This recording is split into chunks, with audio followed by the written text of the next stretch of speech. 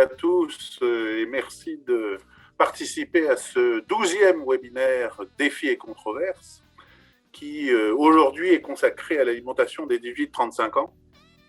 Enjeux, paradoxes et leviers de sensibilisation. Je suis très content de lancer ce webinaire sur l'alimentation des jeunes de 18 à 35 ans avec la chaire ANCA qui est représentée aujourd'hui par Manon et aidée par son équipe, Aurélie et Pauline, avec laquelle nous avons participé il y a quelques années déjà à plusieurs projets riches d'expériences. Je pense au projet Food Ninja, qui est une plateforme pour sensibiliser les ados à l'alimentation. Je pense à la BD Je mange pour le futur, dont Manon vous reparlera évidemment tout à l'heure.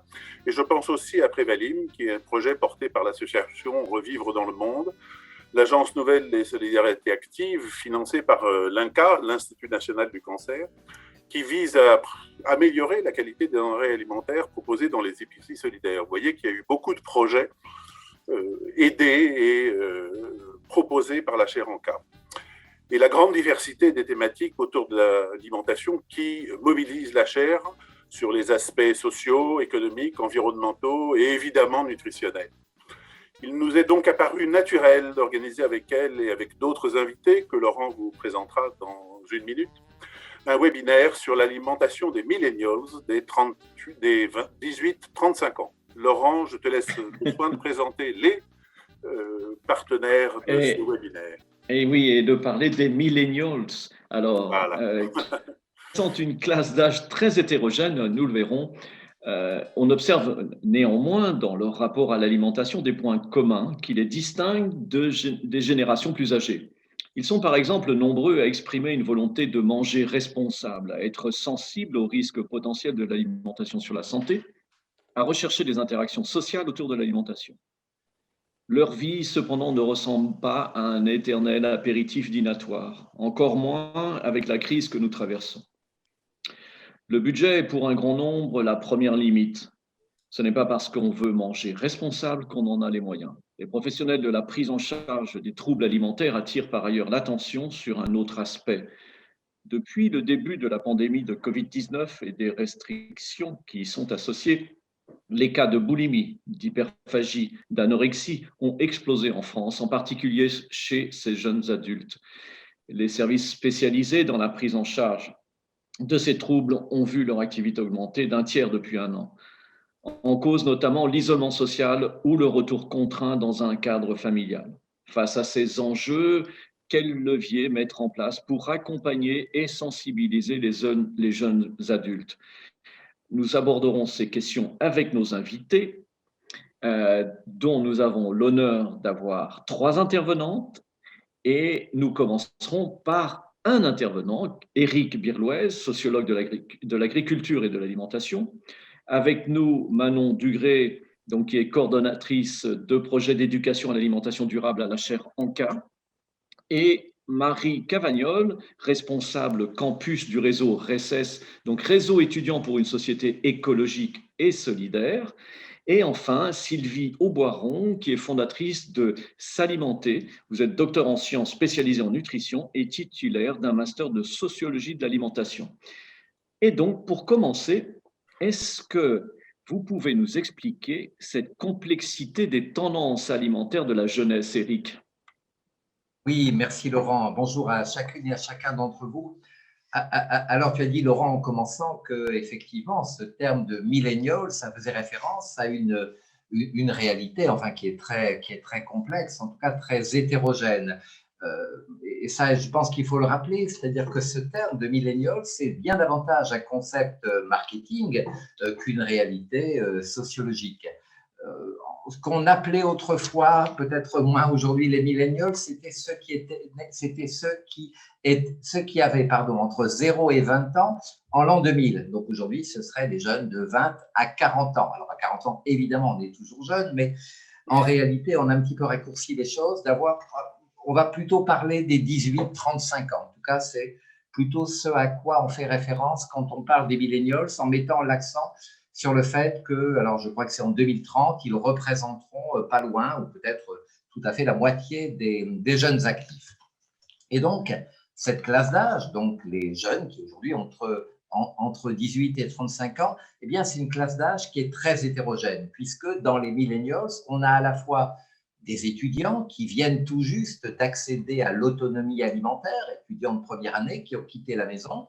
On a des jeunes qui sont actifs, très actifs même parfois, et déjà, et parfois depuis longtemps, diplômés, voire très diplômés. On a également des jeunes sans emploi, des personnes pauvres. Il ne faut pas oublier qu'avant la pandémie, c'était en 2017, on avait quasiment un quart des jeunes de cette tranche d'âge qui n'habitant pas chez leurs parents, qui étaient sous le seuil de pauvreté monétaire. Alors, on n'a pas des chiffres récents, mais on peut quand même raisonnablement penser que depuis la pandémie, hélas, cette proportion de jeunes sous le seuil de pauvreté a malheureusement augmenté. Donc, on a des jeunes qui vivent ou qui sont retournés chez leurs parents. Donc, c'est évidemment pas la même chose du point de vue de l'alimentation. On a des parents de jeunes enfants. On a les jeunes des cités, comme on dit. On a ceux qui habitent dans des territoires isolés, enfin des territoires ruraux. Bref, vous voyez que parler de millennials, c'est en fait parler d'une mosaïque de personnes qui ont des niveaux d'études, des statuts sociaux, qui travaillent ou qui ne travaillent pas, tout ça étant évidemment faisant une grande hétérogénéité. Et il n'y a pas longtemps, il y a juste quelques semaines, j'ai participé à une enquête auprès dont la population d'enquête était les millennials, et on avait identifié 7 profils différents de millennials dans leur rapport à l'alimentation et leur engagement vers l'alimentation durable. Et chacun de ces 7 profils représentait entre 10 et 20% de la population totale. Autrement dit, il n'y avait pas un profil dominant. Et c'est donc une illustration de cette mosaïque que constitue cette population de millennials. Mais c'est vrai que quand on a fait sur ces 7 profils, quand on a cumulé les 3 profils des gens qui aspiraient à une alimentation plus durable, qui pour certains la mettaient en pratique, mais en tout cas qui aspiraient vraiment à un autre mode d'alimentation, eh bien on arrivait à peu près à un jeune sur 2, ce qui est un peu plus que ce que l'on peut observer dans la population générale. Mais il y a un bémol tout de suite qui était important, qui était que cette moitié de millennials vraiment désireux de s'engager dans une population rurale, dans une alimentation durable, eh bien la moitié d'entre eux déclaraient ne pas être sûr ou même ne pas avoir les moyens, comme le disait Laurent tout à l'heure, de mettre en pratique leurs souhaits. Donc c'est un point qui est tout à fait important. Et puis, mais comme dans la population générale, une autre illustration de cette fragmentation des attentes, des attitudes vis-à-vis de l'alimentation, c'est la multiplication chez les millennials aussi, et peut-être davantage chez eux, de ce qu'on appelle les alimentations particulières. Vous savez, tous ces régimes, entre guillemets, les végétarismes, les adeptes du sans gluten, les locavores, les 100% bio, les crudivores, etc., etc. Alors ça, c'est pour bien commencer en parlant, et on y reviendra, du caractère très hétérogène de ce groupe, de cette tranche d'âge. Bon, il y a néanmoins un certain nombre de points communs que tu commençais à évoquer, Laurent. C'est vrai qu'on a, là encore en moyenne, chez les millennials, disons chez cette tranche d'âge, une sensibilité plus forte à un certain nombre de sujets. Alors ça n'étonnera personne, mais quand on parle de l'environnement, et peut-être plus particulièrement d'ailleurs du changement climatique, des déchets, eh bien on sait que c'est une préoccupation qui est davantage partagée par les membres de cette catégorie d'âge que par la population générale ou par les autres groupes de population. Grande sensibilité également, ou plus grande sensibilité au gaspillage alimentaire. Les Français y sont sensibles, mais essayent de limiter ce gaspillage alimentaire. Chez les millennials, c'est encore un peu plus que dans le reste de la population. Sensibilité à ce qu'on appelle la cause animale. C'est vrai que on va trouver des gens qui deviennent végétariens dans toutes les tranches de la population, mais plus, semble-t-il, chez les personnes plus jeunes. Et puis également, dans les points communs des millennials, la dimension de solidarité qui est importante. On a des études qui montrent que le souci des autres est peut-être plus fort dans cette catégorie d'âge en moyenne, là encore une fois, que dans le reste de la population, et une grande exigence, pour terminer, sur l'exigence de transparence, de sincérité vis-à-vis des entreprises, vis-à-vis des marques. Voilà, il ne faut pas leur en compter, ils veulent qu'il y ait des discours qui soient sincères et qui ne soient pas du greenwashing, qui ne soient pas de la poudre aux yeux. Et c'est vrai, donc je reviens sur ce que je disais, cette plus grande aspiration, tout au moins, ce désir plus important de vouloir manger responsable, de vouloir donner du sens à son alimentation. Bien sûr, c'est quelque chose qui traverse la population générale, davantage certains groupes plutôt que d'autres, et on sait que c'est plutôt les gens, alors je dirais certainement pas les bobos parisiens, mais en tout cas des personnes qui ont, comme on dit dans notre jargon, un haut capital culturel. Les gens qui mangent davantage bio, davantage local, équitable, etc., sont plutôt des gens qui sont davantage des personnes qui ont fait des études supérieures, davantage, pas forcément des gens qui ont beaucoup de moyens financiers, mais le critère vraiment discriminant, c'est les études supérieures, le réseau professionnel, le réseau associatif, donc l'inclusion dans la société.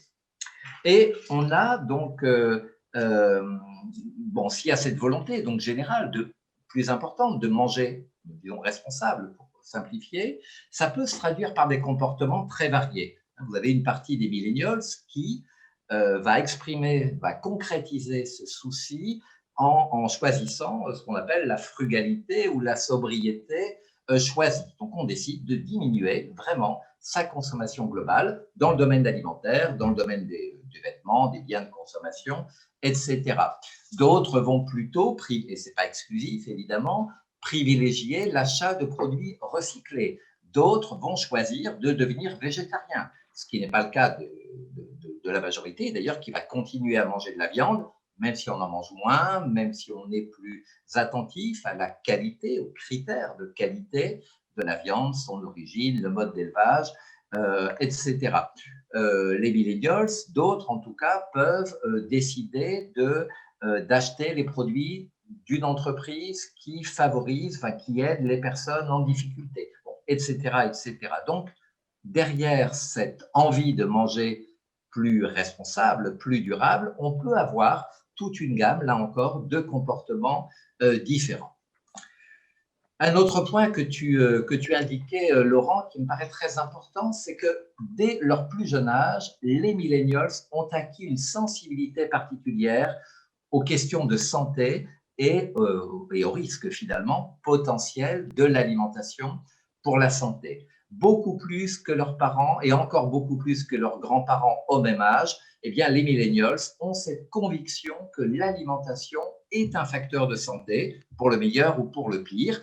Ça ne veut pas dire qu'ils adoptent forcément des comportements favorables à la santé, pas du tout, mais ils ont quand même dans la tête cette idée que l'alimentation a vraiment quelque chose à voir avec la santé. Ça peut paraître une évidence, mais là encore, au même âge, leurs parents et leurs grands-parents n'avaient beaucoup moins cette perception-là. C'est ce qu'on appelle la génération PNNS. Tout au moins les jeunes qui ont aujourd'hui 20 ans et moins de 20 ans, toute leur vie, ils ont entendu les recommandations du PNNS. Donc, c'est vraiment la génération PNNS qui a été lancée en 2001, ça fait exactement 20 ans, et donc ils ont entendu depuis leur naissance, les jeunes de 20 ans et de moins de 20 ans, pour votre santé, manger au moins 5 fruits et légumes par jour, etc. etc. Ils ont été sensibilisés à ça. Et une autre chose qui me frappe également, c'est la première génération, ces millennials, à ne pas considérer que la viande est un produit essentiel, à ne pas considérer que le lait est un produit essentiel. Et il y a évidemment on connaît bien évidemment ces discours-là qui consistent à dire, mais on peut évidemment tout à fait, le lait n'est pas nécessaire même pour les enfants, la viande n'est pas nécessaire, etc. Donc là, ce n'est pas le fond qui m'intéresse, mais c'est de montrer que leurs parents, et encore moins leurs grands-parents, avaient dans la tête cette idée-là qu'il y a des aliments aussi chargés symboliquement que la viande et le lait dont on pourrait se passer. 2-3 remarques pour terminer. Il y a des ruptures, évidemment, dans la vie. Dans le cas des millennials, c'est, Dieu merci, plutôt des ruptures heureuses.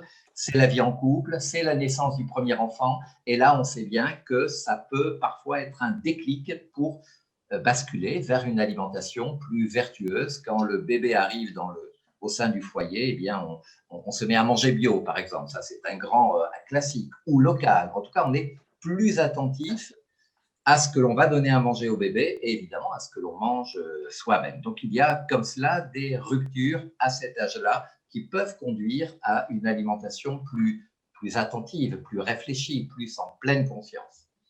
Tout ça ne veut pas dire évidemment que ce grand moteur de l'alimentation qui est le plaisir et le goût est absent. Et c'est pour ça qu'on a des comportements qui sont d'ailleurs contradictoires avec ce que je disais tout à l'heure, c'est-à-dire le souci de la santé, etc.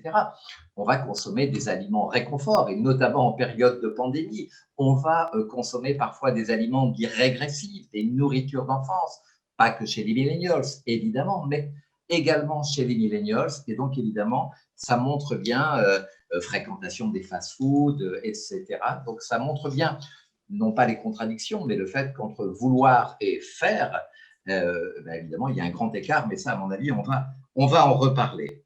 Recherche d'interaction sociale, tu l'as dit, Laurent, c'est effectivement tout à fait important quand on propose des ateliers, des soirées dégustation, des événements de lancement. Les millennials qui répondent davantage présents pour tout un tas de raisons.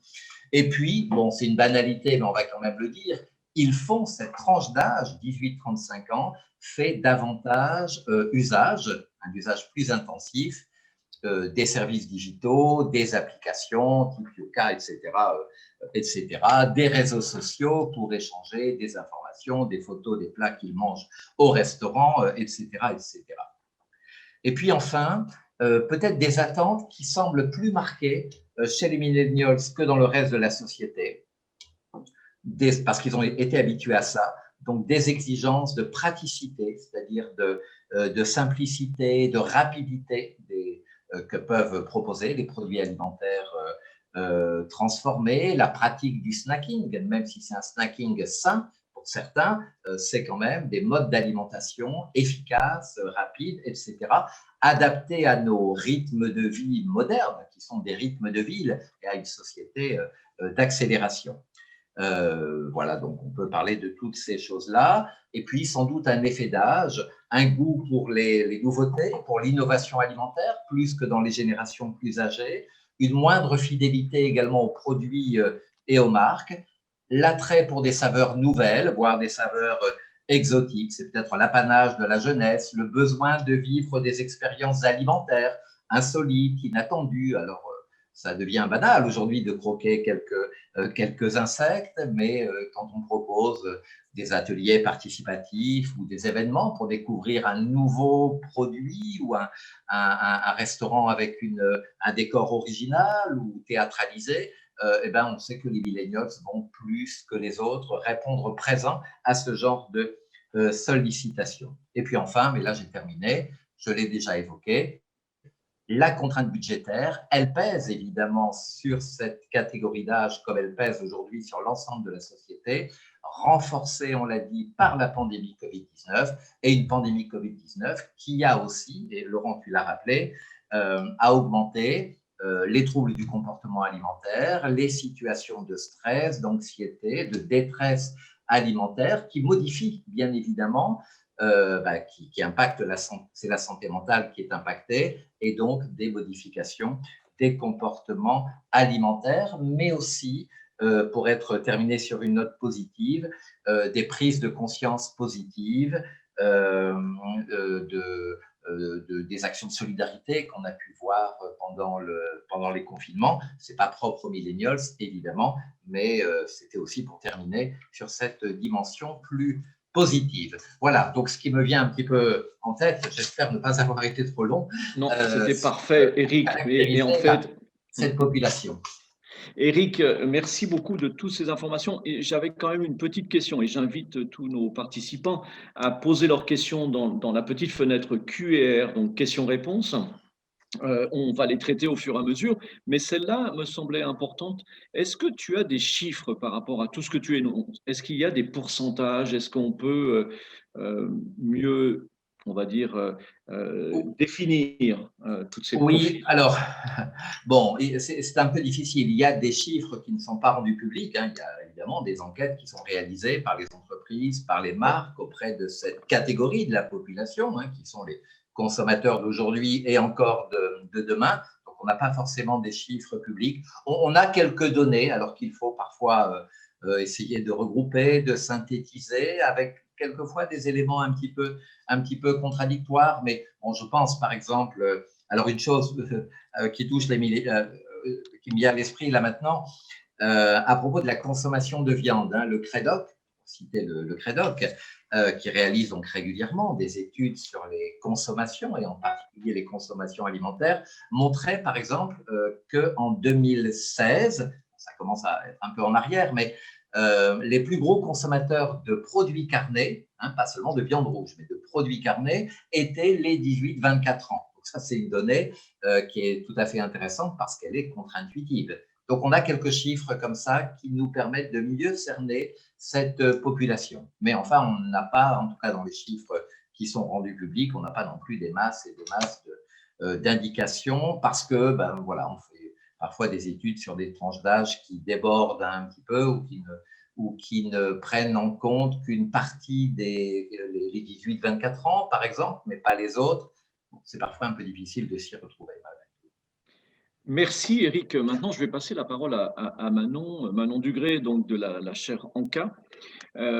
Et en fait, vous allez nous présenter en fait les accompagnements et les solutions que vous proposez à ce public des millennials.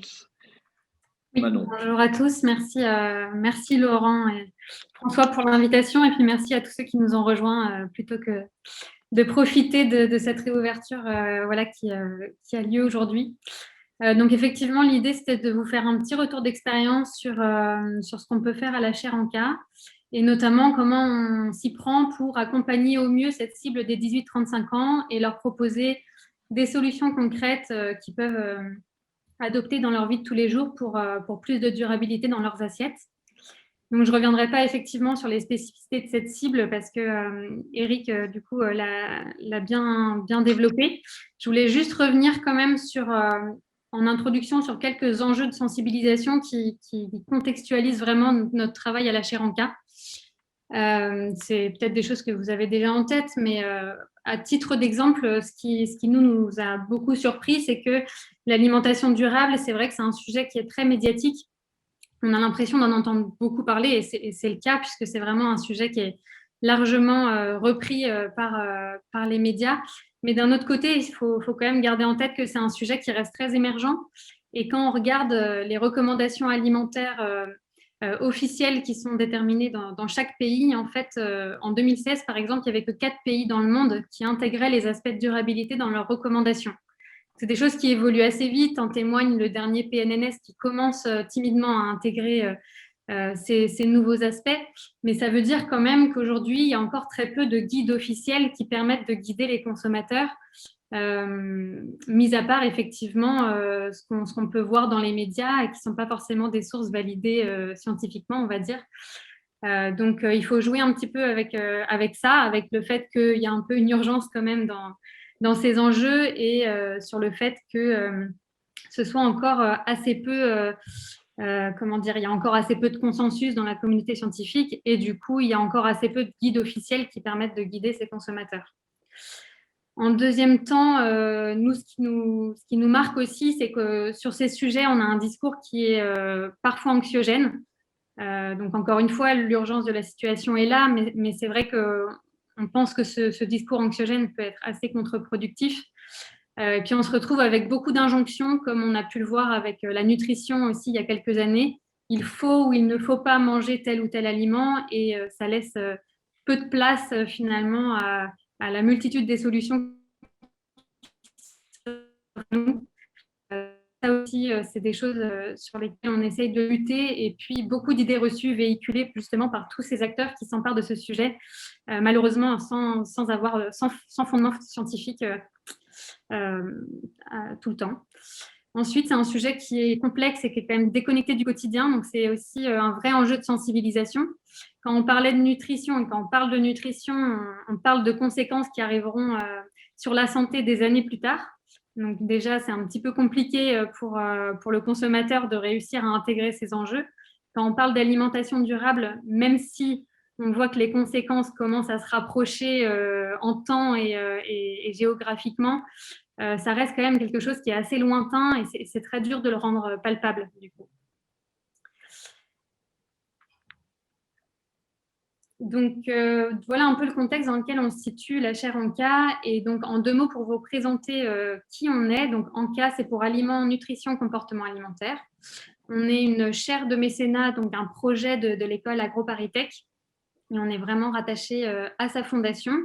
On est basé dans le laboratoire de physiologie de la nutrition et du comportement alimentaire de l'école. Et donc, on fonctionne sur des dons d'entreprises, des dons publics pour mettre en place des projets de sensibilisation sur ces questions d'alimentation santé et d'alimentation durable. Donc, notre ambition, c'est ce que je disais en introduction, c'est vraiment de réussir à anticiper et accompagner en fait les évolutions de comportement alimentaire vers des régimes plus durables. Et pour ça, on essaye de comprendre vraiment quels sont les besoins et les attentes des consommateurs. On cherche à les engager via des programmes de communication et de médiation qu'on développe et on essaye d'accélérer cette transition en fédérant des acteurs un peu complémentaires autour de la table pour travailler sur ces sujets. Et puis, en tant que valeur qu'on essaye de véhiculer, ça répond un peu aux enjeux que je présentais tout à l'heure. On essaye vraiment de lutter contre ces freins en essayant de véhiculer une vision qui soit apaisée, non injonctive et basée sur la science pour recrédibiliser aussi ce sujet sur des canaux sur lesquels on a beaucoup d'idées reçues. Donc, en termes de programmes ou d'actions qu'on a pu développer, donc c'est vrai qu'on s'adresse à la fois aux consommateurs, mais aussi aux professionnels et parfois aux futurs professionnels aussi de l'alimentation. Donc, on a fait des programmes divers et variés que je n'aurai pas le temps de détailler aujourd'hui, mais à titre d'exemple, on a effectivement développé ce programme Food Ninja dont parlait François en introduction, qui était un projet destiné aux 11-14 ans, qui a pris la forme en fait d'une plateforme avec des ressources numériques qui sont tout à fait utilisables par toute personne qui souhaiterait justement parler d'alimentation à ces jeunes collégiens. Et donc, on aborde vraiment tous les différents aspects de l'alimentation, depuis le parcours de nos aliments jusqu'à nos assiettes, à ce que deviennent les aliments dans notre corps, etc. Il y a eu deux grands programmes qu'on a menés auprès de populations plus défavorisées, pour lequel on a travaillé sur des formats assez différents. Le premier programme a pris la forme d'une application mobile qui était vraiment tournée sur la cuisine. On proposait à la fois de partager des recettes de cuisine et puis on se servait vraiment de ce levier culinaire pour aborder des sujets plus théoriques liés à la nutrition et à l'alimentation durable. Et on a poursuivi cet objectif avec un deuxième projet qui a pris la forme cette fois-ci d'un groupe Facebook fermé qu'on a diffusé pendant 3 mois et pour lequel on mettait en place des défis collectifs à relever.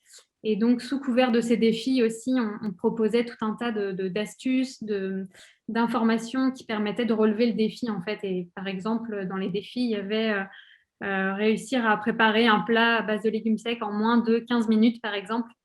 Et pendant les 15 jours qui suivaient, on proposait des recettes de cuisine, des informations sur des aliments en particulier, etc. Et puis, un autre projet qui est en cours actuellement, donc c'est un exemple de projet justement qui vise les futurs professionnels. Notamment là, on s'adresse aux apprentis CFA. C'est un projet qui est porté par le Fonds français Alimentation Santé, financé par AG2R La Mondiale et pour lequel la chaire est missionnée pour développer le programme pédagogique et assurer la coordination technique du projet. Et donc, c'est un projet qui nous plaît beaucoup et donc je vous en parle aussi à vous parce que je pense que ça peut vous intéresser en tant que professionnel du métier. L'objectif, c'est vraiment de sensibiliser les apprentis CFA métiers de bouche à ces questions d'alimentation santé, d'alimentation durable. Et donc, il y a eu toute une phase d'audit auprès de cette cible qui a été... on a co-conçu le programme avec eux. Et là, on est en train de le déployer et le programme prend la forme d'une série de 5 vidéos que je serais ravie de vous partager une fois qu'elles seront rendues publiques du coup qui aborde plusieurs sujets. Donc notamment, il y a 2 premières vidéos dont Eric a participé sur justement lutter contre les idées reçues sur les questions de nutrition et d'alimentation durable, et 3 vidéos qui sont plutôt des vidéos type reportage, où on a interviewé des acteurs inspirants qui nous parlent de comment mieux choisir ses matières premières quand on est justement un professionnel des métiers de bouche, comment végétaliser son offre et comment lutter contre le gaspillage. Donc, si ces projets vous intéressent, n'hésitez vraiment pas à me recontacter pour qu'on en discute, parce que c'est vraiment une présentation très rapide. Du coup, moi, le projet que je voulais vous présenter aujourd'hui, c'est notre gros projet à destination de cette cible des 18-35 ans qui s'appelle « Je mange pour le futur » et qui fait suite à un autre projet qu'on a développé en 2018 qui s'appelait « Manger vers le futur ». Comme ça, on rend bien les choses compliquées quand il s'agit de mémoriser les noms. Mais c'était donc un projet qui s'adressait à ces 18-35 ans et qui était vraiment notre premier grand programme sur les réseaux sociaux pour cette tranche d'âge, et qui a pris la forme d'une bande dessinée numérique en 30 épisodes, qui était vraiment une bande dessinée de prospective. Donc, on invitait le lecteur à se projeter dans le futur de notre alimentation entre 2018 jusqu'en 2050. Et l'objectif, c'était vraiment de montrer un scénario possible de comment notre alimentation peut évoluer dans les années futures, les grands enjeux auxquels on va devoir répondre, et amener ainsi les lecteurs à se poser des questions en fait sur nos modes de consommation actuels. Donc, c'était un beau projet à l'échelle de la Chaire en Cas, puisque voilà, ça nous a permis de démarrer une petite communauté sur ce compte Instagram avec environ 4000 abonnés. Et puis, il y avait eu un petit peu de retour dans la presse. Donc, voilà, c'était un beau projet qui nous a vraiment donné envie de poursuivre, à employer justement ce levier des réseaux sociaux pour s'adresser à ces 18-35 ans, parce que ça nous semblait plutôt efficace. Et donc, on a travaillé sur ce nouveau grand projet qui s'appelle « Je mange pour le futur ». Également, pour les 18-35 ans, est diffusé sur Instagram également, et qui a pris en fait la forme d'une enquête entre fiction et réalité. Donc, c'est vrai qu'on a choisi de garder cet aspect fiction qui nous paraît tout à fait intéressant pour justement créer un univers et une histoire dans lequel le lecteur peut s'identifier, mais on a choisi aussi de le ramener dans quelque chose d'un petit peu plus concret et tangible. Et donc, il y a vraiment cette partie documentaire où on revient dans un temps présent. Et il y a vraiment ce mix entre le personnage fictif, Sacha, que vous voyez à l'écran, qui partage ses doutes, son histoire, et puis des contenus beaucoup plus liés à du documentaire, où on va interviewer des personnes réelles, etc. Alors justement, Sacha, donc ce personnage fictif, c'est une jeune femme de 26 ans qui est toute jeune diplômée, et puis qui a pris la décision justement de repenser un peu le contenu de son assiette pour agir à son échelle pour la planète. Donc on a vraiment ancré ça dans le contexte actuel, c'est-à-dire que la crise du Covid et l'année 2020 qui a été riche justement en interrogations et qui a remis en question pas mal de choses. Ça a été un peu les points positifs de cette crise, en tout cas, de pouvoir questionner un peu nos modes de consommation et les impacts que ça peut avoir sur l'environnement. Cette Sacha, du coup, qui est jeune diplômée, ne trouvant pas de travail, donc ça c'est la partie un peu moins drôle, a décidé d'utiliser un petit peu de son temps libre justement pour mener cette enquête sur l'alimentation durable. Et donc, elle décide de partir à la rencontre d'experts qui vont lui donner un petit peu plus d'informations sur justement ce que dit la science sur ce sujet. Elle va rencontrer aussi des acteurs de terrain, donc elle va faire des reportages pour interroger des boulangers, des bouchers, pour voir comment adopter, comment mieux choisir ses aliments, par exemple. Et on la voit aussi tester beaucoup de choses dans son quotidien, des recettes de cuisine, des astuces qu'elle partage à sa communauté dans le but de les convaincre aussi d'adopter une alimentation plus vertueuse. Donc, c'est un programme qu'on a diffusé depuis le 1er mars et qui se termine là le 23 mai. Donc, on est vraiment dans la dernière ligne droite de la diffusion. Il y avait 12 semaines thématiques, donc on est vraiment reparti d'interrogations que peuvent avoir cette population. Savoir si la viande c'est fini, comment éviter de toujours manger la même chose, ou alors comment manger durable sans se ruiner. qui répondent à des vraies interrogations que peuvent avoir les consommateurs en général, mais encore plus cette cible-là qui rencontre de nombreux freins à l'adoption d'une alimentation durable. Et donc, en tout, ça a été plus de 70 contenus qui ont été produits avec des formats très, très variés que je pourrais vous présenter un petit peu plus après. Et donc, ce compte aujourd'hui 12 000 abonnés. Donc, c'est une communauté qui a bien grandi depuis le début du lancement. Voilà, et avec qui on interagit quasi quotidiennement sur ce sujet de l'alimentation durable. Donc, il y avait beaucoup de partenaires derrière ce projet, notamment le projet a été lauréat du programme national alimentation. Donc, de fait, le ministère de l'Agriculture, de la Santé et l'ADEME étaient partenaires.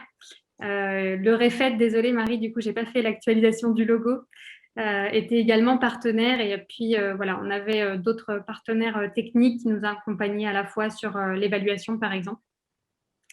Je passe rapidement parce que j'ai prévu une présentation un peu trop longue. Alors, comment nous, on s'y prend en fait pour sensibiliser efficacement? Et je voulais peut-être revenir un peu sur la méthodologie qu'on met en place à la chaire. On s'articule vraiment autour de 3 grands axes. Donc, le premier axe, c'est vraiment comprendre justement quels sont les besoins réels des citoyens.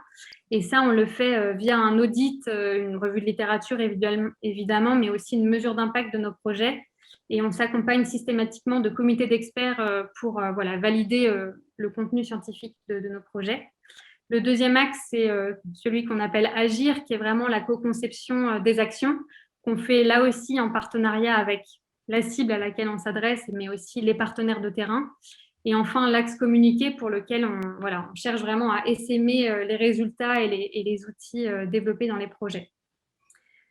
Donc, 3 leviers de sensibilisation qu'on utilise vraiment à la chaire. Donc, le premier, c'est cette phase d'audit qui est vraiment, selon nous, très importante quand il s'agit de faire de la sensibilisation. Il y a cette citation du CNA qui revient là-dessus en disant que ça paraît essentiel, effectivement, que soit pris en compte dans les actions de sensibilisation les différents publics. Eric le disait tout à l'heure, même au sein d'une même tranche d'âge, on a des réalités très différentes. Donc, c'est vraiment très important de connaître les difficultés éventuelles qu'ils pourraient rencontrer, leur situation géographique ou encore leur situation de santé. Et donc, nous, il y a vraiment un peu ces 3 phases de bien cibler les personnes à qui on s'adresse, comprendre quels sont leurs besoins vis-à-vis du sujet, quel est leur rapport à l'alimentation et quelles sont leurs attentes éventuelles vis-à-vis du programme, donc que ce soit en termes de format et de contenu. Le deuxième levier, c'est de pouvoir proposer des solutions concrètes. Donc ça, c'est des choses qu'on exploite de plus en plus, là, je dirais, ces dernières années et qu'on a vraiment testé via le projet qu'on avait développé auprès des populations modestes qui visait vraiment à proposer des astuces, des recettes de cuisine. C'est vraiment important pour nous parce que justement, quand on fait cet audit, ça nous permet de comprendre tous les freins que rencontre la population pour adopter une alimentation durable. Et justement, ces freins économiques, ces freins en termes de matériel à disposition, de l'accessibilité à des produits de qualité, etc., c'est une vraie réalité. Et en proposant des solutions concrètes, ça nous permet déjà d'apporter un bénéfice concret avec nos programmes, c'est-à-dire qu'on ne va pas rester dans du théorique avec ces grands enjeux de l'alimentation durable qui sont des enjeux lointains, globaux, etc., mais vraiment de revenir à une échelle individuelle pour dire on doit tous manger 3 fois par jour et faire nos cours toutes les semaines. Donc, comment est-ce que nous, on peut aussi apporter une aide concrète pour répondre à ça? Et si on le peut, autant le faire en proposant une alimentation qui soit plus saine et plus durable. Donc, le troisième levier, c'est les réseaux sociaux. J'en ai un petit peu parlé tout à l'heure. Ça nous permet évidemment de fédérer un grand nombre de personnes et de toucher assez largement. Il y a l'aspect communautaire qui est hyper important. Eric aussi en parlait tout à l'heure. C'est une population qui aime bien interagir et c'est vraiment des choses qu'on a pu remarquer avec le programme. Pouvoir à la fois favoriser en fait les échanges avec, on va dire, les experts, parce que nous, on apporte un peu cette porte d'entrée vers le monde scientifique et aussi entre les pairs, en fait, qu'ils puissent interagir entre eux. Ça permet vraiment de les engager, en fait, dans cette démarche d'une alimentation plus durable. Donc ça, c'était juste pour vous donner comment dans le programme. Donc, par exemple, quand on a fait cette semaine sur la viande, c'est fini. On a vraiment utilisé aussi les réseaux sociaux pour proposer des contenus avec des formats vraiment variés. Donc, on a à la fois le parole d'expert avec cette interview un peu question-réponse avec un nutritionniste. On a l'aspect reportage où on les emmène un petit peu sur le terrain avec la réalité aussi des professionnels du secteur pour comprendre aussi, notamment quand on prend l'exemple du boucher, c'est intéressant parce que c'est quand même non seulement un métier qui est assez décrié, mais il y a aussi un peu une boîte noire. Le consommateur a beaucoup d'idées reçues et puis beaucoup d'ignorance aussi sur comment ça fonctionne une boucherie très concrètement. Et puis, des contenus plutôt de type recette où là, par exemple, on valorisait des morceaux qui sont peu valorisés. Et du coup, c'est aussi comment on arrive à manger peut-être moins de viande et en manger mieux, notamment en valorisant des morceaux qui sont plus méconnus. Et donc du coup, avec les réseaux sociaux, ça nous permet vraiment de jouer aussi sur ce côté interactif avec des formats vidéo, des formats comme on voit en bas avec cette checklist qui permet vraiment de résumer l'information. Et puis des mèmes comme on a pu mettre, comme vous voyez la dernière image en bas à droite, qui permet aussi de mettre un petit peu d'humour dans tout ça. Voilà pour ma présentation. Donc, c'était un peu rapide et désolée pour le retard. Vraiment, n'hésitez pas si vous avez des questions. Non, Manon, merci beaucoup. Très concrètement, en fait, finalement, à travers votre outil, donc Je mange pour le foot futur, puisque je fais partie des abonnés donc, sur Instagram, on a la réponse à toutes nos questions. Parce que j'ai vu quelques questions déjà passer, c'est-à-dire sur ces questions de viande, sur ces questions de produits transformés, sur ces achats alimentaires. Donc, mais très concrètement, c'est uniquement sur l'outil Instagram ou est-ce que c'est sur votre site? Est-ce qu'il y a un site internet? Est-ce qu'il y a des outils que l'on peut consulter? Alors là, l'objectif, c'était vraiment de proposer un programme qui soit vraiment adapté à Instagram. Ça a été un choix parce que c'est vraiment un canal qui est plébiscité par cette cible des millennials. Et puis, évidemment, ça nous permet aussi d'être plus efficace dans la production des contenus, de pouvoir proposer une vraie expérience immersive, etc. Après, là, on va rentrer dans la phase de valorisation et il y a beaucoup de contenus qui ont été produits qui sont vraiment valorisables d'autres manières, que ce soit les reportages, les interviews. Donc, on est vraiment en plein dans la réflexion de comment est-ce qu'on peut valoriser aussi ces contenus ailleurs que justement ce compte Instagram. Et toutes les idées sont les bienvenues, Laurent, pour ça. Eh bien, on communiquera effectivement sur ce magnifique travail que vous avez fait. Et une autre question, puisque je sais, j'ai quelques amis qui sont présents, chefs, puisque vous avez parlé de vos projets avec les apprentis, entre autres. Ça, c'est des outils que l'on trouve sur le site de la Chaire en Cas. Alors là, la communication, elle vient tout juste d'être lancée. On va poster un article là d'ici la fin de la semaine sur le site de la Chaire, effectivement, avec les principales informations. Je pense que le programme en tant que tel ne sera pas rendu public avant la prochaine rentrée. Mais par contre, je vous recontacterai pour vous envoyer déjà quelques grandes informations. Et puis, si ça vous intéresse, encore une fois, n'hésitez pas à m'envoyer un petit mail. Et on le fera savoir, effectivement. Et merci beaucoup, Manon. Maintenant, je vais passer alors la parole à Marie Cavagnol, qui, elle, va nous parler des étudiants. Vous savez, ça fait partie de notre actualité. Marie, vous avez la parole et peut-être vous avez aussi une présentation. J'espère qu'on va la voir dans quelques secondes. Oui, la question c'était est-ce que je la diffuse ou pas, mais je peux le faire. Ah oui, faites-le, ça. Surtout si vous l'avez réalisé à l'avance. Voilà. Alors, je vais juste essayer de le mettre en grand écran. Est-ce que vous le voyez en grand écran comme ça? C'est parfait. Écoutez, ça va, mais c'est vrai que si vous cliquez, oui, écoutez, voilà, ça va. Affichage, plein écran tout en bas, voilà. Hop, c'est parfait. C'est parfait. Super. Déjà, merci beaucoup de m'avoir invité sur ce webinaire. C'est important, je pense, de donner un peu la parole aux étudiants. On parle beaucoup des étudiants actuellement, mais on a parfois peu la parole. Donc, moi, je fais partie du RESES, donc le réseau étudiants pour une société écologique et solidaire. Peut-être que vous connaissez le REFED. Donc, on a changé de nom il y a 2 semaines, mais c'est toujours la même association. C'est une association tête de réseau. Ça veut dire qu'on gère un réseau d'associations, donc de 140 associations installées et implantées sur le territoire français qui souhaitent ou traitent déjà des enjeux écologiques et solidaires sur leur campus. Donc, ça peut être les enjeux liés à l'alimentation, bien sûr, mais ça peut être aussi les enjeux de biodiversité, de sensibilisation, de rapport à l'environnement. On a des associations qui sont majoritairement, on va dire, dans leur cœur de mission, qui sensibilisent à l'environnement, mais pas que. Il y a aussi des associations sportives et ou des associations culturelles, parce qu'il y a beaucoup de biais pour sensibiliser les étudiants. On est présent dans à peu près 90 établissements d'enseignement supérieur. C'est à part égale entre universités et écoles privées, donc écoles d'ingénieurs, écoles de commerce, etc. Et le but du réseau, vraiment les deux objectifs, c'est d'avoir 100% des étudiants engagés et formés aux enjeux écologiques et solidaires, et d'avoir 100% de campus durables. Donc, dans ces campus durables, il y a forcément une part qui est dédiée à l'alimentation durable. Pour arriver à ces objectifs, on va avoir 3 missions. Donc, rassembler les étudiants pour qu'ils puissent partager les bonnes pratiques, pour qu'ils puissent s'inspirer et qu'ils puissent construire un sentiment de communauté. Donc, comme les autres intervenants et intervenantes l'ont dit, cet esprit de communauté au sein de la population étudiante, c'est extrêmement important.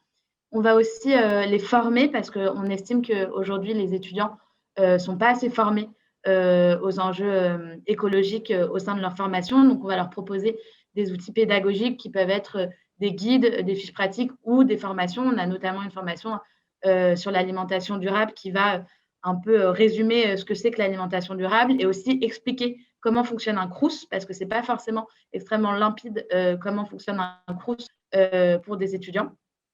Et on va aussi avoir des actions de plaidoyer. On va avoir des actions de plaidoyer sur l'alimentation, par exemple, fait partie du CNA, mais aussi on va avoir des actions de plaidoyer un peu plus larges. Et le plus gros outil qu'on utilise pour faire notre plaidoyer, ça va être la consultation nationale étudiante. Donc, la consultation nationale étudiante, c'est une consultation qui a pour but de donner la voix aux étudiants et de les faire réagir à des questions sociétales, sociales et environnementales qui peuvent avoir un lien avec leur quotidien, un lien avec leur campus ou un lien avec leur aspiration professionnelle ou universitaire. Le but, c'est de la réaliser tous les 3 ans. Donc, la dernière consultation nationale étudiante qu'on a réalisée au RESES, elle a eu lieu en 2019. Pourquoi ? Parce que 3 ans, on estime que les établissements d'enseignement supérieur ont le temps d'absorber les résultats et les propositions qu'on peut émettre et de les mettre en place pour un peu faire un suivi. La dernière consultation nationale étudiante qu'on a faite, elle a réuni 50 000 réponses complètes d'étudiants. Il y a 75 000 étudiants qui avaient répondu, mais on a dû enlever les réponses qui n'étaient pas complètes. On a ensuite donc diffusé ce questionnaire. Le but du questionnaire, c'était vraiment d'être le moins biaisé possible et le plus neutre possible pour qu'une majorité d'étudiants puissent y répondre sans se sentir soit en infériorité de connaissances par rapport aux questions qu'on pouvait poser. Donc, on a essayé vraiment d'utiliser des termes les plus neutres et les plus faciles à comprendre par tous les étudiants. Il y avait une trentaine de questions. Le questionnaire, il a été diffusé pendant 3 mois. Et après, on a lissé les résultats selon 3 critères. Donc, on a redressé les résultats selon le critère de proportion des hommes et des femmes pour que ça représente bien la population étudiante. Le critère d'être boursier ou non. On ne s'est pas basé sur les CSP, mais plutôt sur le fait d'être boursier ou non. Et les établissements, bien représentés, tous les établissements dans le panel. Et un volet de cette CNE qui est dédié à la consommation des étudiants. Donc, il y a des grands chiffres qui sont sortis. Là, je vous en ai cité certains. Donc, on se rend compte que 87% des étudiants ont déjà remis en cause leurs habitudes de consommation, ce qui signifie qu'ils sont déjà en train de se familiariser avec les produits issus d'une agriculture bio, de saison, locaux, et qui vont déjà acheter des produits, ou en tout cas s'intéresser à ce genre de produits. Et dans ces 87% des étudiants qui ont remis en cause leurs habitudes, on en a 32 qui les ont remis en cause pour des raisons environnementales. Dans les raisons de changer ces habitudes de consommation, ce qu'on a observé, c'est que la principale raison de changer ces habitudes de consommation, c'était l'impact environnemental que notre panier, ou en tout cas que les paniers des étudiants pouvaient produire. Ensuite, c'était le budget des étudiants. Donc, pourquoi changer à cause de la contrainte financière. Et la troisième chose qui a été évoquée aussi, c'était l'impact sur sa santé des produits que les étudiants pouvaient consommer. Dans les principaux obstacles qui constituent vraiment un frein pour changer les habitudes des étudiants, c'est un peu ce qui a déjà été dit, c'est d'abord le prix. C'est qu'en fait, les étudiants n'ont pas forcément le budget à mettre dans une alimentation de qualité. Pourquoi? Parce que les produits biologiques de saison et locaux coûtent encore bien plus cher que un panier de fruits, par exemple, issus de l'agriculture conventionnelle. La deuxième chose, c'est qu'on a un manque d'alternatives. Donc, il y a beaucoup d'étudiants qui ont manifesté le fait que dans les enseignes qui proposent de l'alimentation, il n'y a pas forcément des produits en vrac, des produits locaux, des produits biologiques. Et il y a aussi surtout le manque d'information. Donc, ce à quoi répondait un peu le projet Je mange pour le futur, c'est qu'on se rend compte que les étudiants manquent d'informations pour vraiment faire des choix conscients. C'est-à-dire, ils ne savent pas forcément reconnaître les labels. Ils ne savent pas exactement les qualités nutritives que peut avoir tel ou tel produit, l'impact que peut avoir un régime carné, un régime végétarien ou un régime végétalien sur sa santé et sur l'environnement et sur la planète. Et c'est ce qui constitue des grands freins. Il y a aussi autre chose qui constitue un manque d'information. En fait, on s'est rendu compte pendant cette consultation nationale étudiante que plus les étudiants se sentaient formés à ces enjeux-là, plus les étudiants avaient tendance à changer leurs habitudes de consommation et vice-versa. Donc, un des grosses propositions de cette consultation nationale étudiante, c'était qu'il fallait d'abord former les étudiants à ces enjeux-là pour qu'ensuite ils puissent adapter leurs habitudes de consommation. Comme ça semble assez limpide, mais ce n'est pas vraiment le cas actuellement. Dans cette fameuse consultation nationale étudiante, il y a 69% des étudiants qui s'estiment peu ou pas du tout formés aux enjeux environnementaux. Donc, c'est vraiment quelque chose qui est important aux yeux des étudiants et c'est quelque chose qui va constituer un levier d'action pour changer leurs habitudes. Dans ce que souhaitent les étudiants, donc on a 77% des étudiants qui souhaitent manger moins de poissons et moins de viande et 80% des étudiants qui souhaitent consommer plus de produits bio, plus de produits locaux et plus de produits de saison. C'est quelque chose qui est très important pour eux. On a aussi remarqué que le genre avait un vrai impact sur le changement des habitudes de consommation.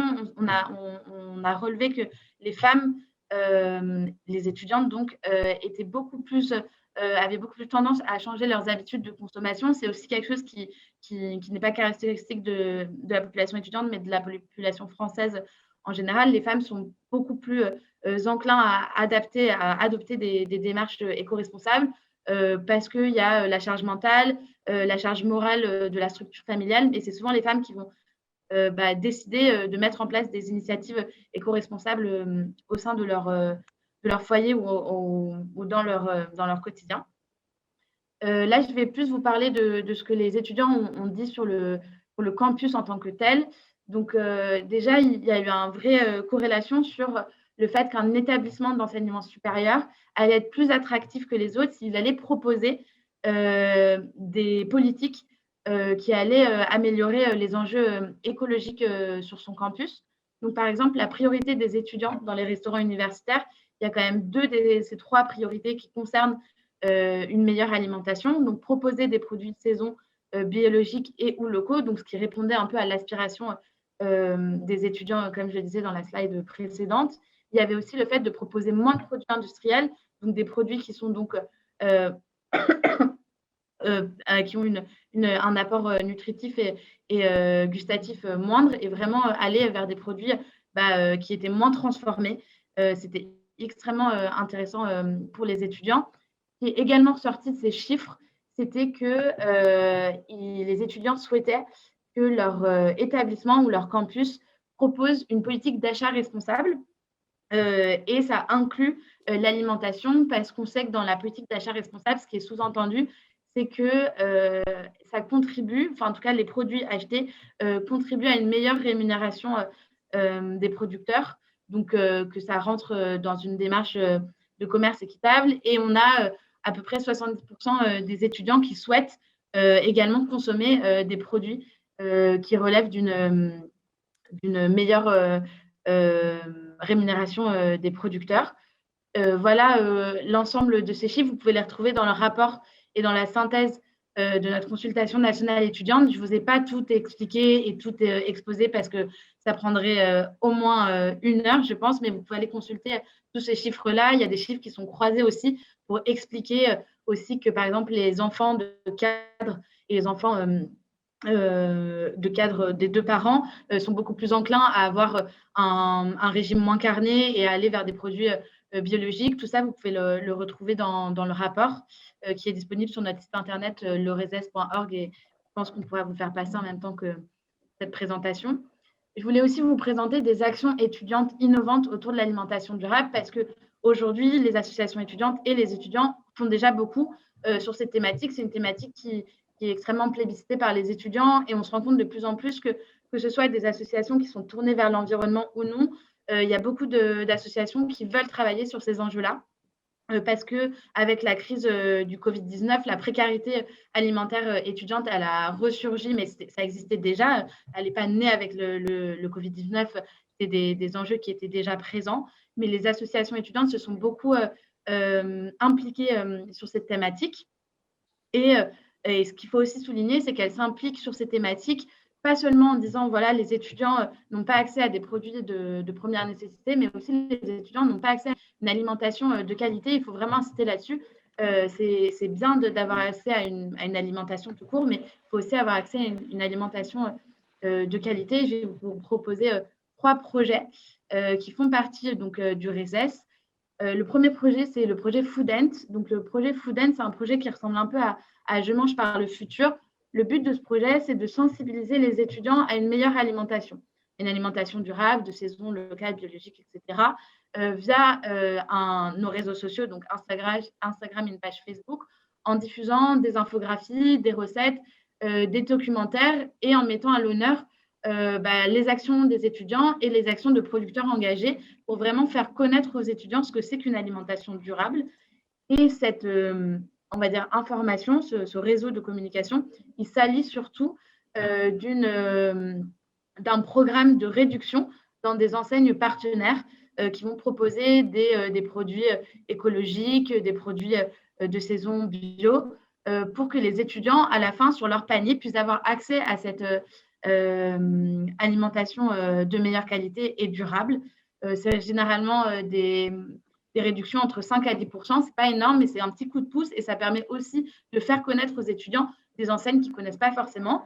Pour l'instant, on a à peu près 10 enseignes, mais le but, c'est vraiment d'en faire un projet national. On a une initiative parisienne qui s'appelle Copain, qui fait partie de notre réseau. Donc, Copain, c'est une initiative qui a vu le jour en septembre 2020, donc en réponse à la crise sanitaire, notamment chez les étudiants, au sein de l'association Panthéon-Sorbonne, mais maintenant c'est une association vraiment parisienne. Le but, c'est de faire des distributions alimentaires dans différents points de la ville, notamment à la maison des initiatives étudiantes, en proposant des paniers d'invendus et de première nécessité aux étudiants. Et ce qui est important de noter, que ce soit dans ces 3 initiatives, c'est qu'aujourd'hui, l'alimentation, c'est devenu un lien social. Les étudiants, pendant la crise du Covid-19, ils ont beaucoup perdu ce lien social parce qu'ils étaient soit enfermés chez eux, soit enfermés chez leurs parents, et que tout ce réseau social, amical, familial, ça s'est beaucoup distendu. Ils ont beaucoup souffert de cette distanciation des liens. Et l'alimentation, c'est un vrai enjeu pour renouer le lien. Et c'est ce qu'offre Copain. C'est des distributions qui sont extrêmement joyeuses. Il y a de la musique, il y a beaucoup de bénévoles. Et il y a aussi, à côté de ça, un soutien mental. Donc, il y a des permanences psy qui permettent aussi de lutter pour une meilleure santé mentale et pour surtout une prise en compte de ces enjeux. Et je finirai sur le comptoir d'Aliénor. Donc, le comptoir d'Aliénor, c'est un projet qui a lieu à Bordeaux par une de nos associations qui s'appelle la Fédération Athéna. C'est un peu la même initiative qu'au Copain, sauf que eux, c'est un lieu fixe qui accueille des distributions de paniers, mais aussi qui propose des animations culturelles, des animations pour recréer du lien social entre les étudiants. Donc, je vais finir un peu sur ce constat-là, c'est qu'aujourd'hui, l'alimentation au sein de notre réseau, et je pense que c'est au-delà de ça, au sein de la population étudiante, c'est un vrai vecteur de lien social et d'écologie. Maintenant, on associe beaucoup l'alimentation et l'écologie parce que les étudiants se rendent compte qu'il y a une vraie priorité à mettre sur ce point-là. Et cette enquête, par exemple, la consultation nationale étudiante, elle a été réalisée avant la crise du Covid-19, mais on s'est rendu compte qu'en fait, les enquêtes qui avaient été faites après appuyaient beaucoup les résultats de la CNE. Et donc, ça voulait quand même dire que l'environnement, l'impact écologique de l'alimentation était quelque chose de très important chez les étudiants. Et je finirai en disant qu'on est en train, avec Let's Food, qui est une association qui promeut aussi une meilleure alimentation, de travailler à un projet pour recenser et faire émerger les offres qui ont permis d'offrir une résilience alimentaire aux étudiants pendant la crise du Covid-19. Donc, on fait un grand recensement des offres qui ont pu être proposées aux étudiants pendant cette période-là et ce sera disponible au premier semestre de 2022 et ça va pouvoir aussi nourrir ces réflexions. Voilà, merci. Merci Marie, mais juste une petite question pour être sûr, vous aviez bien parlé de 50 000 réponses d'étudiants, 50 000 réponses, c'est bien ça? Puis, ça a été un chiffre un peu historique, on était hyper contents. En fait, on a travaillé avec certains de nos partenaires, notamment le CNUS, pour faire diffuser ce questionnaire-là à un maximum d'étudiants. Et on a aussi passé par notre réseau. Après, le but de la CNE, c'est de représenter un maximum d'étudiants. Donc, passer par notre réseau, c'était une bonne chose, mais on a quand même beaucoup d'étudiants sensibilisés. Donc, le but, c'était vraiment d'atteindre un maximum d'étudiants et le CNUS nous a beaucoup aidé sur la diffusion. Ah ben heureusement. Oh, Oui, c'est vrai. Bon, et donc, ce que l'on comprend bien, c'est que l'alimentation, pour vous, est bien un moyen. Oui, exactement. C'est un Un vrai. moyen de lien social, et donc ça, on reviendra peut-être sur ce sujet. Mais l'alimentation, ce n'est pas que des produits bruts, et nous allons le voir avec Sylvie Auboiron, puisque l'alimentation, c'est de la cuisine. Alors, quel est l'intérêt de la cuisine dans tout ça? Alors, moi, je vais vous parler un peu de cuisine, mais surtout de plaisir, parce que c'est pas quelque chose dont on a beaucoup parlé encore, même si Eric a dit au début que ça restait un vecteur important, enfin un levier important dans les choix qui sont faits par les Français de cette tranche d'âge et d'autres tranches d'âge. Mais tout d'abord, je voudrais revenir sur deux principes qui sont très ancrés en santé publique. C'est le premier, on se focalise beaucoup sur la qualité nutritionnelle des repas, sans réellement se préoccuper de la taille des portions, alors que c'est un point fondamental. Le second est que l'on oppose systématiquement la recherche du plaisir alimentaire à court terme et la santé sur le long terme. Or, il se trouve que le plaisir alimentaire peut aider à restreindre des portions. Mais il y a plaisir alimentaire et plaisir alimentaire. De quel plaisir alimentaire parle-t-on? Donc, c'est ce que je vais tenter de vous expliquer en m'appuyant sur les travaux de Pierre Chandon et Yann Cornil. Donc, ils définissent deux types de plaisir alimentaire. Un premier type qu'ils appellent le plaisir viscéral, qui est lié au rassasiement. Donc, quand on a vraiment faim, on a tendance à manger ce qu'on trouve. Et ce plaisir dit viscéral, il est aussi lié à des envies qui sont déclenchées par l'environnement alimentaire. Donc, la bonne odeur de viennoiserie quand on passe devant une boulangerie, par exemple. Et ce plaisir viscéral peut conduire à des excès et dans des cas extrêmes à des crises de boulimie. Et il est peu contrôlable par le mangeur. Mais il y a l'autre versant du plaisir alimentaire qui est très peu exploré, c'est le plaisir qu'ils ont qualifié d'épicurien. C'est un plaisir qui est lié à l'appréciation esthétique des dimensions sensorielles et symboliques de l'alimentation et qui est, lui, lié à la volonté consciente. Donc, on a un pouvoir sur ce plaisir-là. Et nous, on a une grande chance en France que cette vision esthétique et symbolique de l'alimentation est culturellement très forte et comme le montre la vitalité de notre gastronomie. C'est vraiment ce qui est mis en œuvre dans la gastronomie, donc dans la cuisine qui est faite par les chefs. Et en capitalisant sur cette culture, on a un véritable allié pour manger de manière plus variée avec des portions raisonnables. Donc, dans cette relation entre le plaisir épicurien et la taille des portions, il y a 2 critères qui interviennent. Le rassasiement sensoriel spécifique, donc c'est un concept un peu compliqué pour expliquer quelque chose de très simple, c'est que le plaisir alimentaire, il est maximal à la première bouchée. La dernière bouchée peut s'avérer insipide, voire écœurante, si la portion est trop grande. Et au contraire de ce que nous imaginons, c'est que le plaisir général est égal à la moyenne des plaisirs ressentis à chaque bouchée et pas du tout à leur addition. Autrement dit, le plaisir va diminuer assez vite après les premières bouchées. Il va être moyen, voire très moyen au fur et à mesure qu'on progresse dans notre portion, surtout si elle est trop grande. Et par conséquent, le plaisir ressenti globalement va être à la mesure de cette moyenne. Donc, bien si c'est resté dans un nombre de bouchées pas trop grand, moyen, voire très moyen, voire pas bien si ça a été vraiment trop important. Donc, la taille des portions n'augmente pas le plaisir. L'autre critère qui est important, c'est la stimulation sensorielle. Pour vous expliquer de quoi il s'agit, je vais résumer 2 études. Donc, une première qui a été menée chez des enfants en primaire, donc 7 à 11 ans. Ils étaient divisés en 2 groupes. Un groupe qui était stimulé sensoriellement par des images d'aliments attractifs en termes de plaisir.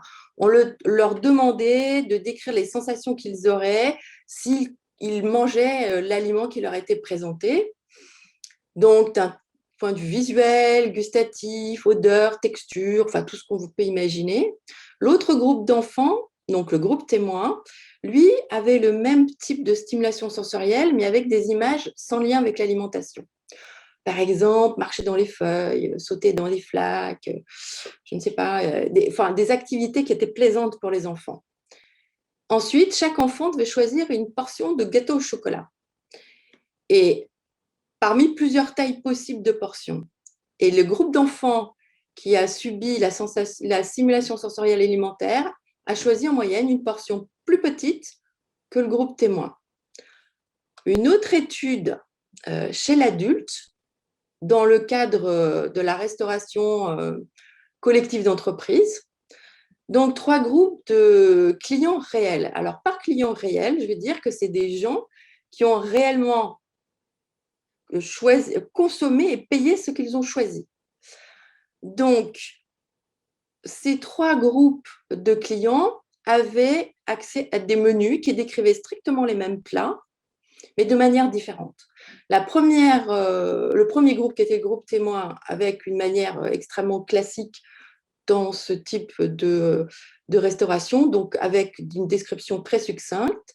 Le deuxième groupe, qu'on va appeler groupe nutrition, avait en plus les valeurs nutritionnelles et caloriques des plats.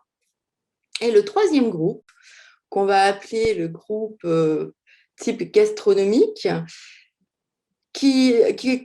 dont le menu comportait une description détaillée des plats en soulignant les propriétés sensorielles et esthétiques de chaque plat et invitait à la dégustation, un peu comme dans un restaurant gastronomique. Ces 3 types de menus présentaient strictement les mêmes plats.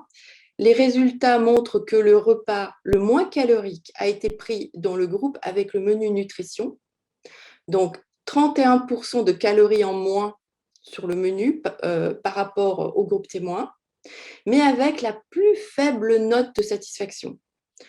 Alors que le groupe type gastronomique a réduit, lui, les kilocalories aussi, de 17% par rapport au groupe témoin, mais avec la note de satisfaction la plus élevée. Alors, cette note de satisfaction, elle est très importante parce que si vous faites attention à ce que vous mangez, mais que vous n'en récupérez pas de plaisir, ça va être compliqué de continuer dans cette voie-là. Par contre, si vous faites attention là de manière même involontaire et que que vous en récupérez du plaisir, vous allez pouvoir continuer ce type de réduction des portions. Et finalement, on voit que le simple fait d'avoir une stimulation sensorielle, même simplement avec des mots, conduit à consommer un peu moins. Mais un peu moins souvent, ça peut être très efficace. Ces résultats, moi, me font beaucoup penser au Japon, où c'est un pays qui a le moins d'obésité et de surpoids dans le monde et qui a une très forte culture gastronomique, mais aussi esthétique. Là-bas, il y a une attention très poussée à l'esthétique des plats, même au quotidien. Ce qui, en soi, est une forme visuelle de stimulation sensorielle, comme c'est le cas en France, dans les restaurants gastronomiques. Et en plus, ils servent des petites portions de différents plats, ce qui fait que quand vous aimez un plat, vous avez un plaisir moyen qui va être plus élevé parce que vous n'arrivez pas à la saturation sensorielle et encore moins à l'écœurement. Ainsi, chez eux, culturellement et donc inconsciemment, ils jouent au quotidien sur ces deux leviers en même temps. Et moi, ce que je voudrais, donc qui sont à la fois le rassasiement sensoriel et puis la stimulation sensorielle. Et finalement, cuisiner, eh bien, c'est faire de la stimulation sensorielle. Parce qu'on va voir les aliments, on va les choisir, on va décider de la recette. En plus, on va être dans le partage, donc on va anticiper du plaisir pour soi. Et ce qu'il faudrait qu'on apprenne, c'est à partager cette anticipation du plaisir. Et cette relation entre le plaisir, le rôle du plaisir épicurien et la taille des portions, on commence à avoir un certain nombre de données scientifiques, à avoir une vraie assise scientifique qui plaide d'une part pour encourager les jeunes adultes à cuisiner. Et moi, je ne sais, enfin, ça c'est une question que j'aurais aimé poser à Eric. Est-ce que cette population de jeunes adultes cuisine plus? Parce que moi, c'est ce que je vois dans mon entourage où j'ai mon fils et neveux et nièces qui sont complètement dans cette classe d'âge et qui se réapproprient beaucoup la cuisine. Et je pense que c'est une manière d'être plus durable, une manière d'être plus variée et d'avoir une meilleure alimentation. Et c'est vraiment intéressant qu'on n'oublie pas cette dimension de plaisir parce que c'est ce qui fera que les comportements seront durables. Alors, quand même, pour te répondre en partie, Sylvie, je pense qu'il y a une étude du Crédoc qui démontrait que les Français cuisinent de moins en moins. Ben oui, Je ne sais pas, Eric, si tu veux ajouter quelque chose par rapport aux c'est pas le jeunes. même âge. Pardon? C'est peut-être pas le même âge. Oui, c'est pas la même tranche, donc c'est pour ça, Voilà, c'est ce que c'est je pour dis ça. par rapport à la jeunesse. Je ne sais pas Oui, si Marie peut nous apporter peut-être une réponse. Est-ce que les étudiants cuisinent plus? Manon aussi, C'est une bonne question. En fait, il y a deux choses à savoir. C'est qu'on constate que quand les étudiants partent de chez leurs parents, ils doivent donc remettre tout en question leurs habitudes de consommation. Donc, généralement, c'est un peu ce moment de basculement. Mais ça ne veut pas dire qu'ils cuisinent plus parce qu'ils sont généralement dans des espaces plus petits où il n'y a pas forcément un grand espace pour cuisiner. Et il faut aussi savoir que maintenant, dans les résidences Crous, il n'y a plus de cuisine partagée. C'est généralement des cuisines dans leur chambre. Donc, ce n'est pas forcément idéal pour cuisiner. C'est aussi pour ça que j'insistais sur le fait que les associations étudiantes et les étudiants font des cuisines ensemble maintenant parce qu'ils se rendent compte qu'il y a un vrai enjeu là-dessus. Mais ce n'est pas automatique, entre guillemets. Eric? Oui. Oui, moi, je n'ai pas de chiffres là-dessus, mais effectivement, moi, je m'étais rendu compte en travaillant dans le cadre des épiceries solidaires étudiantes que quand même beaucoup d'étudiants manquaient à la fois de possibilités de cuisiner, mais également de savoir-faire culinaire avec des variations. Certains aiment beaucoup, ont appris de la part de leur maman ou de leur grand-maman, mais voilà.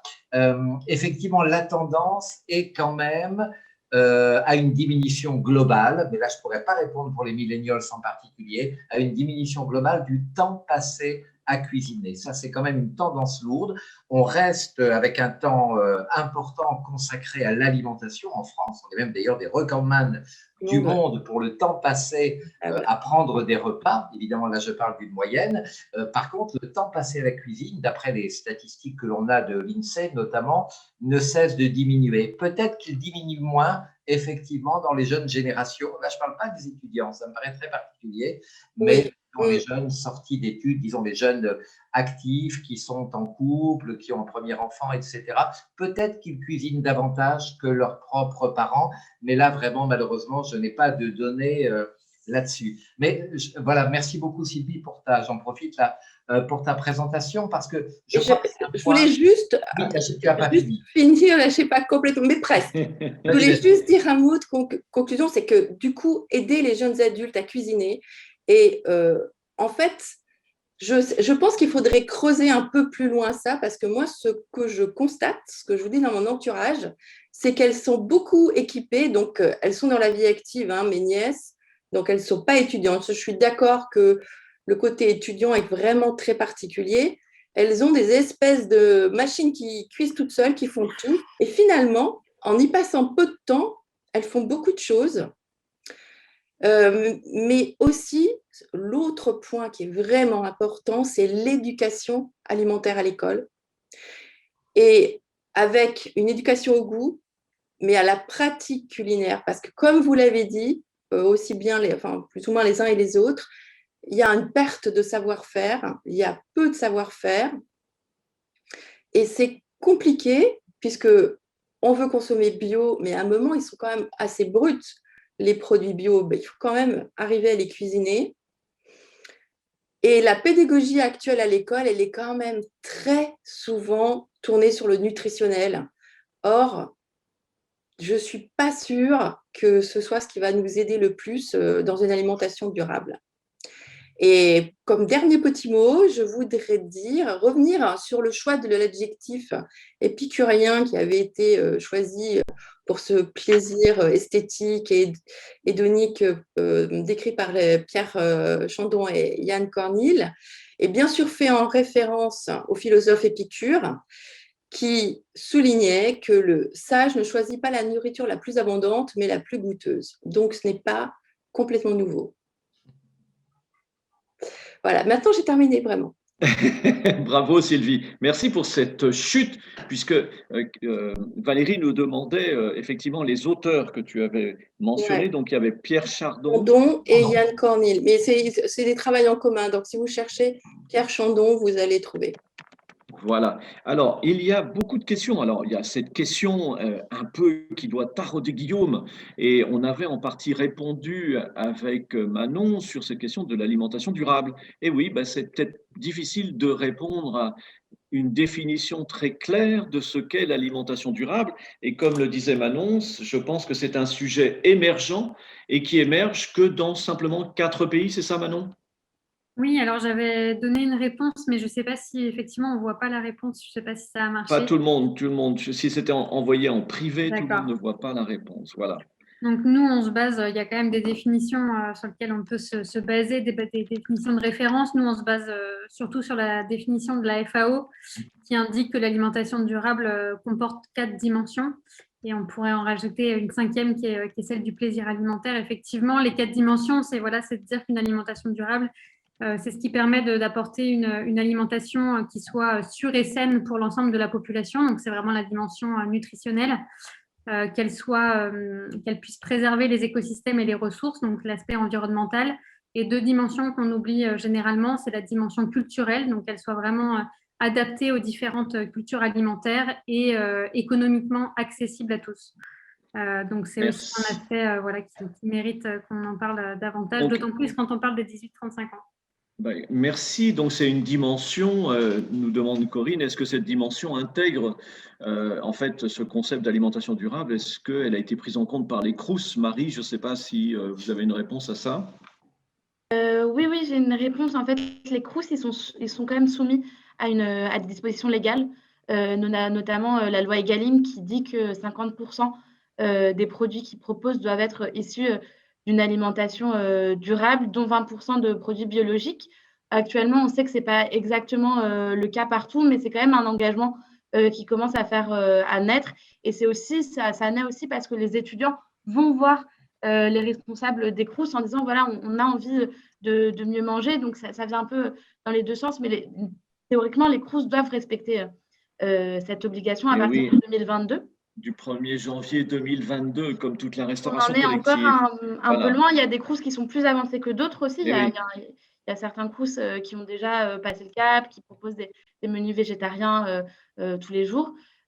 Pour l'instant, c'est encore assez mitigé. On va aussi se penser, nous, cette année, sur faire un petit panel de à quel point cette disposition légale est respectée pour voir là où on peut avoir de leviers d'action. Alors, une autre question, est-ce que l'un ou l'autre intervenant a une réponse par rapport à cette génération face aux produits ultra transformés? Est-ce que Eric, Manon ou Marie ou Sylvie, quelle est l'approche en fait par rapport à ces produits ultra transformés?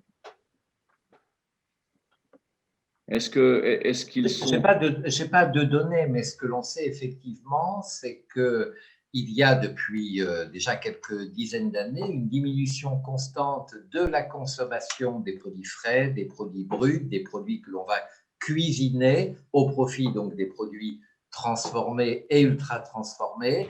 Et c'est assez générationnel, cette chose-là. On sait par exemple que les gros consommateurs de fruits et de légumes frais sont certainement pas les jeunes, mais sont leurs grands-parents. Et là, c'est vraiment un effet de génération beaucoup plus qu'un effet d'âge. C'est pas en grandissant, en devenant plus âgés, qu'ils vont se mettre à manger massivement, comme leurs grands-parents aujourd'hui, des fruits et des légumes frais, mais ils vont continuer à se tourner vers les produits transformés parce qu'ils sont nés dans cet environnement-là et que ces produits transformés et ultra transformés répondent à un certain nombre de besoins, de praticité, d'immédiateté, etc.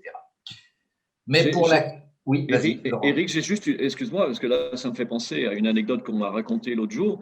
Dans une épicerie solidaire, des personnes demandaient du Nutella au bas prix. Et en fait, le Nutella, c'est peut-être pas une question tant de prix, c'est peut-être cette référence marketing incessante qui dit aux personnes en fait de s'identifier à partir de ces produits ultra transformés. Oui. Je ne sais pas si c'est quelque chose que toi tu as étudié. Oui, moi j'ai beaucoup étudié ça, mais effectivement pour les personnes en situation de précarité, il est évident que ce type de produit, c'est un moyen de se dire, eh bien je fais quand même malgré tout partie de la société et j'en fais partie au travers d'une consommation alimentaire qui est celle que j'imagine être celle des élites, entre guillemets, des gens qui ont les moyens.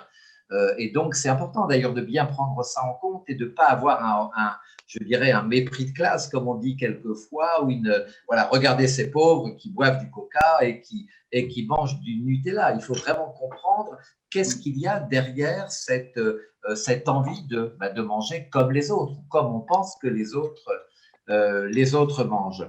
Mais c'est vrai, je veux juste dire un petit mot, parce que moi j'ai beaucoup aimé aussi quand on a parlé effectivement de la cuisine. Moi je trouve que c'est vraiment un levier formidable parce qu'il est concret, parce qu'il crée de l'interaction sociale, y compris au sein de la famille. On l'a vu pendant le confinement. Les gens qui se sont mis ou remis à faire un peu de cuisine ont adoré, c'est pas tout le monde, mais ceux qui l'ont fait ont bien dit qu'ils avaient adoré ce moment où enfin on prend du temps et on le fait en famille, en couple, avec les enfants. Donc c'est très important. Et puis la cuisine, je dis peut-être des banalités, mais ça permet de se réapproprier concrètement justement l'aliment. On l'a dit, Sylvie, tu l'as dit, on le choisit, on le manipule, et ça me paraît très important d'avoir ce contact sensoriel avec l'aliment. Et puis en faisant la cuisine, eh bien, finalement, on reprend la maîtrise de son alimentation, on reprend le contrôle, alors qu'on avait le sentiment, en tout cas certaines personnes avaient le sentiment d'avoir délégué le soin de les nourrir à l'industrie alimentaire. Et puis la cuisine, ça permet de faire des économies. Et puis la cuisine, évidemment, c'est du plaisir, de la gratification personnelle. Donc moi, je suis 300% favorable aux cours de cuisine dans les écoles, à l'université, etc. Ça me paraît être un moyen très concret d'avancer dans le sens de cette alimentation durable et santé.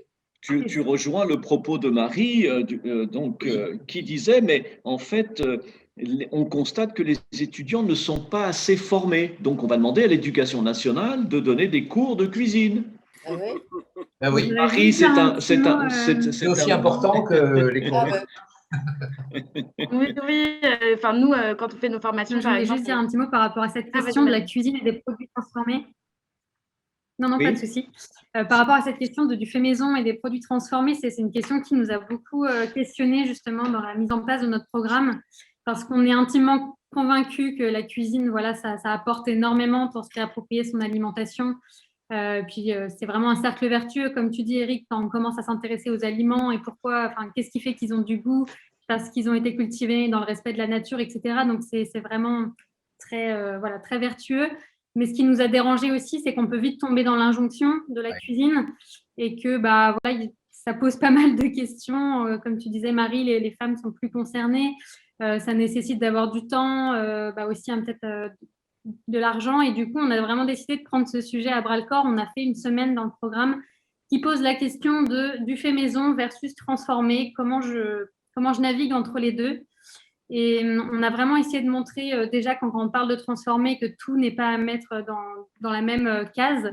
Ouais. Donc on a vraiment essayé d'apporter quelques éléments pour pouvoir donner un regard critique là-dessus, parce que le transformé fait partie du paysage alimentaire et donc voilà, notre but c'est vraiment pas de diaboliser ça. Je pense que personne n'a envie de diaboliser ça autour de la table. Donc c'est vraiment comment est-ce qu'effectivement on peut favoriser la cuisine quand c'est possible, quand on a les moyens à disposition, et puis ne pas diaboliser le transformé, en tout cas montrer qu'il y a d'une part l'ultra transformé, mais il y a aussi plein de produits transformés qui présentent plein d'intérêts. Quand on parle du surgelé, des légumes surgelés, voilà, ça a plein d'intérêts. Et puis il y a cuisine et cuisine. On peut aussi faire de la cuisine d'assemblage et puis quand même avoir ces bénéfices de la cuisine sans forcément passer 2 heures en cuisine tous les jours. Bien sûr. Très bien. Moi, Micro, Laurent. Oui, pardon. Il y a un participant qui m'avait fait part d'une de ces questions, mais je pensais qu'il allait l'écrire. Il est en train de réfléchir à sa restauration collective de demain. Et ses clients sont réellement dans cette génération, 18-35 ans. Et j'ai l'impression que dans ta présentation, Eric, il a noté des atouts, puisqu'il y a cette recherche d'interaction sociale, l'utilisation des outils digitaux qui arrivent en restauration collective, c'est une restauration administrative, et aussi le questionnement qu'il peut avoir sur moins de fidélité. Finalement, toujours de la nouveauté. Il adore l'inattendu. Donc, il y a peut-être la restauration demain collective, peut-être va complètement changer. Va peut-être évoluer sur d'autres concepts un peu plus. Je ne sais pas comment vous la voyez, Eric, Marie, puisque j'espère qu'elle va manger au Crous, Manon et Sylvie. Est-ce que en restauration collective, demain, est-ce que vous voyez éventuellement des gens cuisiner, peut-être finaliser leur plat? Eric? Ça fait longtemps que je ne suis pas allé manger au Crous, tu sais. Oui, c'est clair qu'il faut réfléchir à ces évolutions de mentalité, à ces évolutions d'attente de la part de cette jeune génération pour essayer d'adapter l'offre, comme le font d'ailleurs les restaurants commerciaux, qui certains ont bien compris qu'il y avait une clientèle nouvelle qui n'allait pas au restaurant comme leurs parents ou leurs grands-parents allaient au restaurant, qui venaient pour chercher autre chose, qui venaient pour une expérience insolite, inattendue, pour vivre une expérience, comme on dit aujourd'hui, qui était plus attentif à l'origine des produits. Et donc, voilà, c'est vraiment important, y compris, bien sûr, dans la restauration collective, d'essayer de se mettre au diapason de ces évolutions de mentalité, de ces nouvelles attentes. Ça me paraît tout à fait essentiel. Alors là, ça va peut-être être la dernière question, parce que vous savez, on a rendez-vous tous en terrasse. Donc là, je vais vous libérer, vous allez tous, allez, on va tous se retrouver dans la rue. Et donc, je vais prendre la question de Solène. A-t-on des bonnes pratiques des bonnes pratiques à combler, en fait, entre les bonnes intentions et l'action dans les choix d'alimentation durable? Eric, est-ce que les nudges, par exemple, nous aident? On l'a vu dans un précédent webinaire. Est-ce que… Oui, alors ça, je crois que c'est quelque chose que je n'arrête pas de dire comme d'autres, hein. Évidemment, ce qui est de dire que la sensibilisation, la pédagogie, la communication, c'est évidemment très important. C'est ça qu'il faut faire, c'est essentiel, c'est nécessaire, mais ça n'est pas suffisant. Ça n'est pas parce que je sais ce qu'est une alimentation durable que je vais adopter une alimentation durable. Ça n'est même pas parce que j'ai l'intention sincère de changer mes habitudes alimentaires que je vais le faire.